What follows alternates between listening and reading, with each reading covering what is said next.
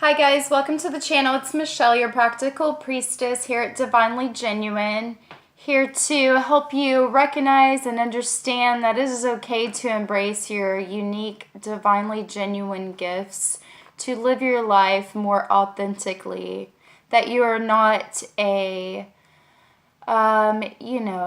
sheep, you are not a mold that has to, be like everyone else. You're your own individual self with your own individual mind and soul, and able to own your power and freedom, that you are connected to God, to the divine, and that the answers you seek are within and not outside of yourself. That it is okay to trust yourself, to embrace your divinely genuine gifts and talents to express into the world, that you are made unique by God itself. And it's okay that, you are not the same as everyone else. We're we're all made from the same stuff, but a little bit different for good reason and purpose. And what's not okay, in my opinion, is that we are living in a society, and have been forever and a day, who tells us we have to live this way or that way. And as we're coming into 2019, it is up to us to truly free ourselves from these patterns that have been taught to us. With that being said, I'd like to go into the astrology happening today, which is Wednesday, January 9th, 2019. Our moon has moved into the sign of Pisces.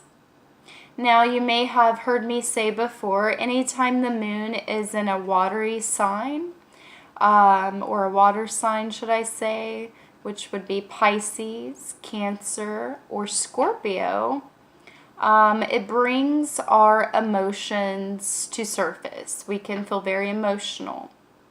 Now, however, it also increases the ability to feel those emotions in order to heal, to connect to our intuition as we sit and be still and connect to that inner knowing, divine spark within. So to utilize this energy well, when having our moon in Pisces, you want to not get overly emotional to where it's not benefiting you, but use your emotions to I got a new phone, and from sidebar, and from where like the video, it looks so red and orange. I hope it doesn't post that way. I tried messing with the settings, and it's so odd because when you take a picture it doesn't do it, but the video's doing it. So sorry if I'm red. Anywho, so what was I saying? Yes, to utilize this moon in Pisces to the best of your ability. Pisces represents, and Neptune, our spiritual world, as well as dreams, other realms, emotions, intuition, music, arts. It's kind of like the rhythm and surrender and flow of things, okay? So to utilize this the best way, let's not get overly emotional to where it's, like I said, not benefiting us. Oh my God, sorry. So good things to do today, in my opinion, with the moon in Pisces is possibly paint. Like, I plan to do that, to work on a painting that's been taking a while, but that's art, right? To get into some music, playing an instrument, but most definitely to connect to your intuition and especially if you are feeling like you need guidance or whatever, or something like that. Now, if you get overly emotional and feel yourself, feeling depressed or sad or anything like that, take time to uncover the root of where that's coming from, because you will feel so much better as you recognize and pull off the layers of what is adding to the toxic maybe subconscious patterns, or toxic situations in your life that may have happened in the past, or that are still you're connected to. The only way to clear that energy is to understand it, to feel it, understand it, and that'll help in clearing it, okay? Now, so to get into all of the planets and the aspects, and man, does that moon move quick. I've started trying to plan out my videos a little more, instead of just being so random and on spot with it. And as I'm planning the aspects, the moon was, let's see, this morning the moon was sextiling Uranus, and before I was even done, before I did the video, it had already passed, and that was, gone. I'm like, geez, let me get this stuff on video before the whole thing changes. The moon moves very fast though. Another one that moves fast is Mercury, which represents our intellect and communication. Mercury has moved into Capricorn. So much Capricorn energy, right? So we've got the sun in Capricorn wanting us to express ourselves, to feel more energized as we build these new traditions and structures in our life. The Mercury is, like I said, intellectually, and our communication, wanting to also contribute to building these new structures in a responsible way, as Capricorn does.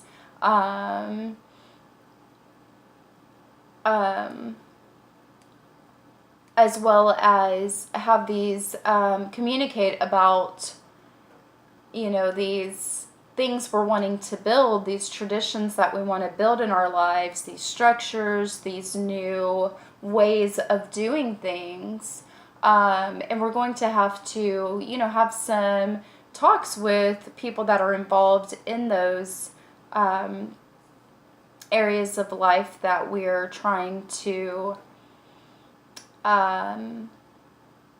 put more energy towards rebuilding. Because yes, Capricorn is a builder, but with Pluto in Capricorn, it's kind of like we're rebuilding as well.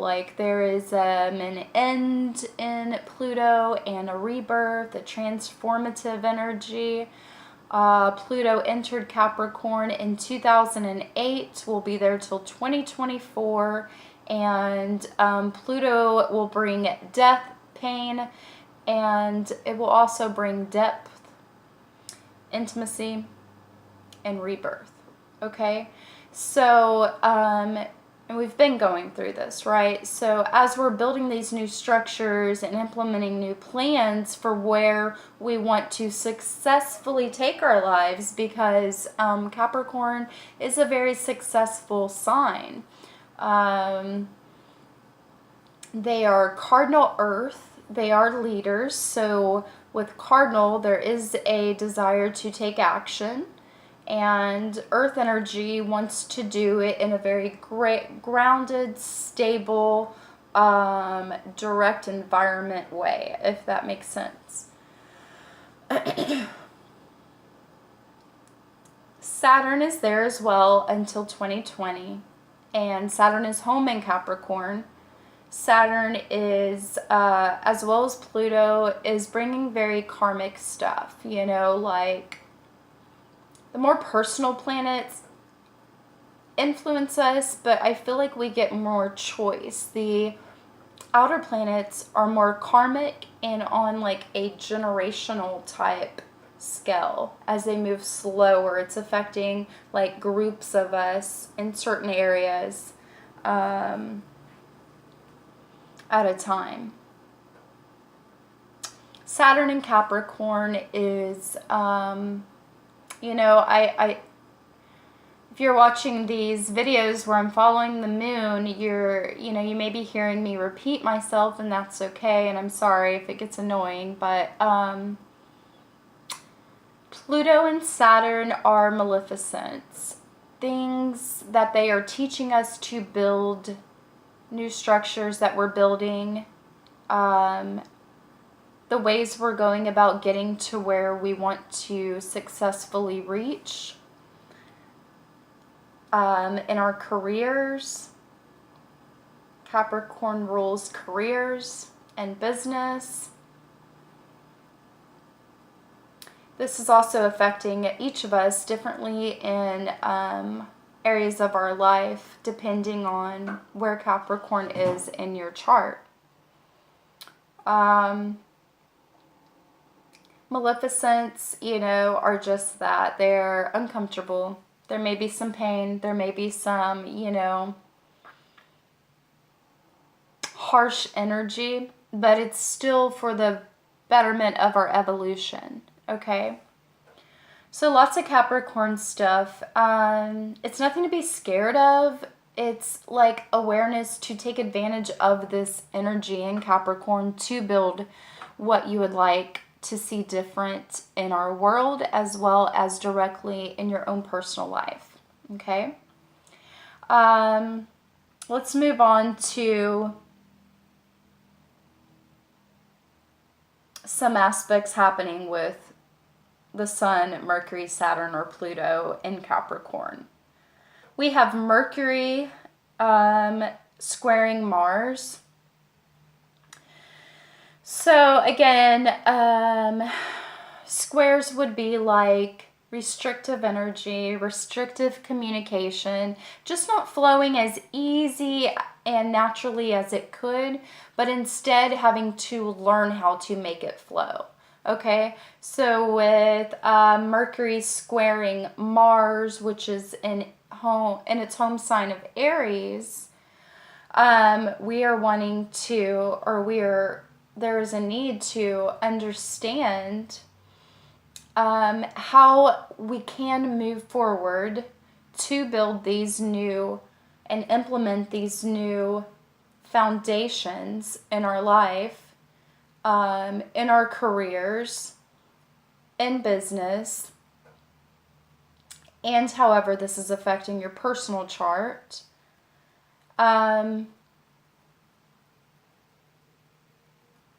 It's like we have to learn to say yes, as Aries does. Aries says yes. It goes forward. It doesn't ask all the questions. It's like, okay, I see it. We'll get this thing started. It's the Fool in tarot. So it's learning to be the Fool, yet plan responsibly before you have all the answers. That's Aries. Learning to be the Fool because of the square.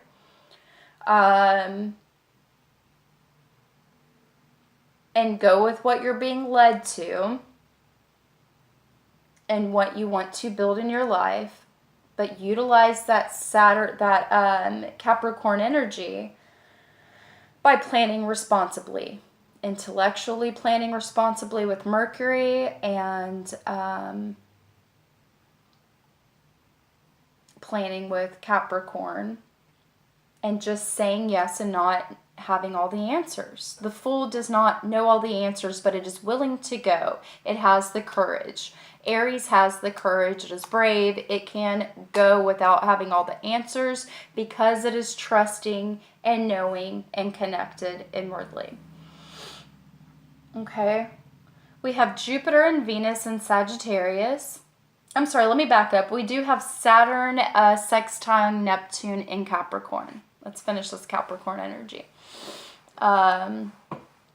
So Saturn sextile Neptune. Sextile is a positive, pleasant flow of communication, easy communication, mutual understanding, And so when you have Saturn, the karmic teacher, sextiling Neptune, which rules our spiritual life, our dream world, escapism, other realms, it's like the karmic lessons and our spiritual path, it's all becoming more clear.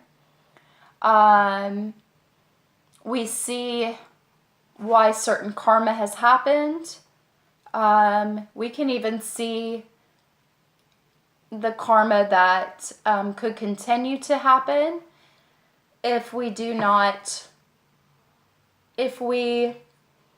fill our minds with delusion and don't trust the intuition of our spiritual path that's coming in. If that makes sense.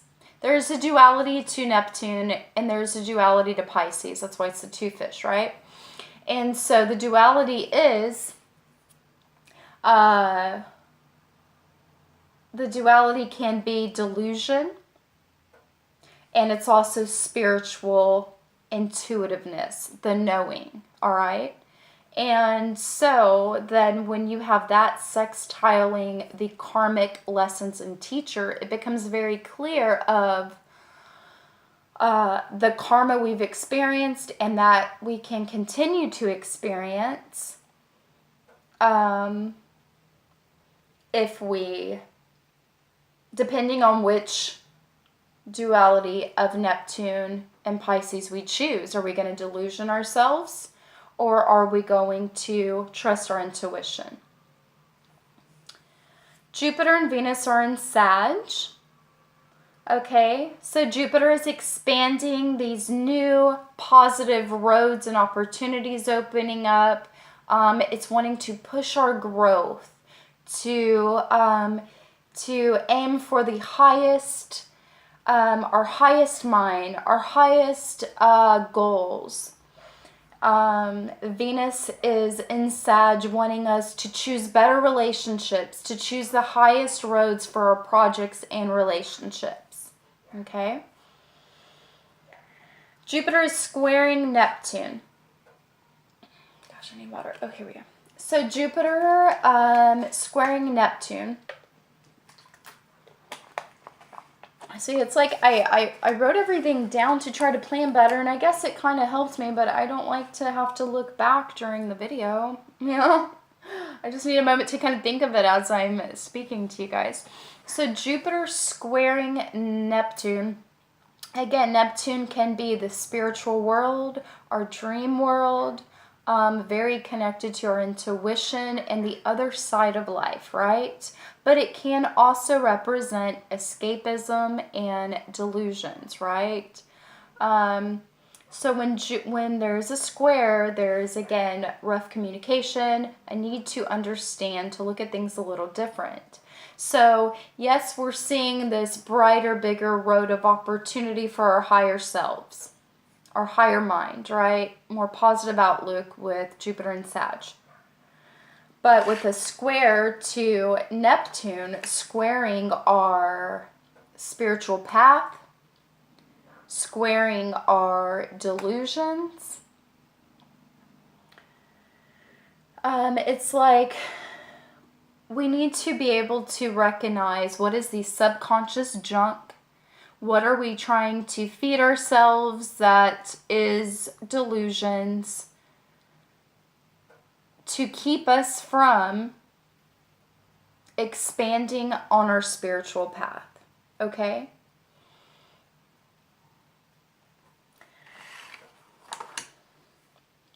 Uranus and Mars are in Aries. Uranus is rebellious. It needs the freedom to think amongst itself, and it will bring to us genius, lightning bolt ideas out of the blue. Very random. It is not the opposite of Capricorn in astrology. That would be Cancer. So the opposite to Aquarius would be Leo. So let's think about that for a minute. So Uranus is, because it rules Aquarius, so Leo is about our passions, our heart, what inspires us. It's fixed fire. Aquarius is fixed air. It's intellect, okay? It rules technology.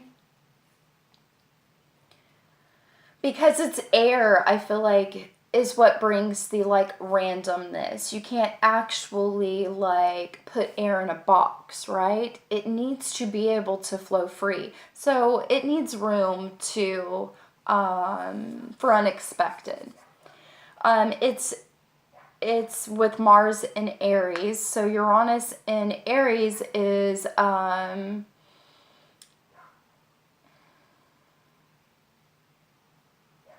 just be ready for any kind of out-of-the-blue insights that you want to take action on.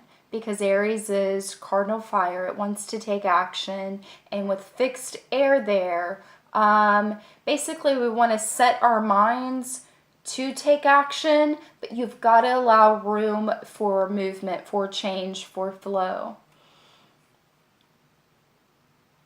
Neptune and the moon are in Pisces. Neptune's home there.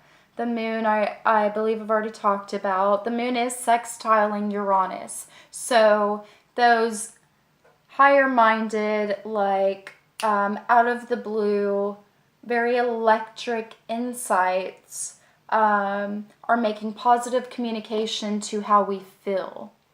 Okay, so this is a very positive aspect, and this was earlier today. That was the aspect I mentioned that changed, but so you may have gotten very revolutionary type insights this morning, and kind of have a knowing of aha moments, light bulb moments where it's like, oh yeah, and it resonating well emotionally or intuitively. I think I've spoke about everything. I know that was a lot, and, you know, I'm just learning to really try to put this in words for people to understand. But if you're into astrology and you're on this channel, you know a bit or two of what I'm talking about. I hope I have enough time on this video to do some tarot for the day. We have all of the planets, most of the planets. I know Venus is not in its home sign, but most of them are, and all of the planets are moving forward. Nothing is retrograde. It is a great time to build these new things in your life. We just went through an eclipse. I did a tarot video on the solar eclipse that happened. If you haven't watched that, it's a good idea to do that. There's lots of aspects. If you don't listen to the Leo King, he is thebomb.com, awesome astrologer, and goes very in-depth into how this is affecting us, and talks about, you know, how we haven't experienced a lot of these transits that are happening with the outer planets in like centuries. All right, let me just pray.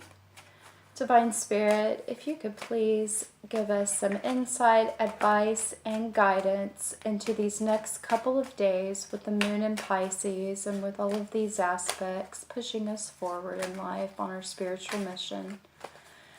I ask, Spirit, that you would bless us with some insight, advice, and guidance at this time. And we thank you for it. Oh.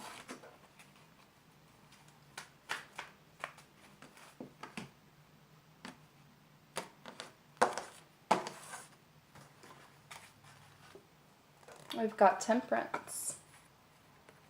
The Temperance card represents what's just and fair, not being in excess, but balancing things out. So on this moon in Pisces, make sure that you're balancing those emotions, staying connected intuitively, and realizing the karma that you've experienced, and surrender to it. Pisces represents surrendering to what is, to the flow of life, to the divine. Okay. Again, Spirit, I would like to ask for one card to help us understand this moon in Pisces and all of the planets moving forward, pushing us to our greatest evolution, towards our spiritual path. Thank you, Spirit, for being available to us at any point in time. We love you.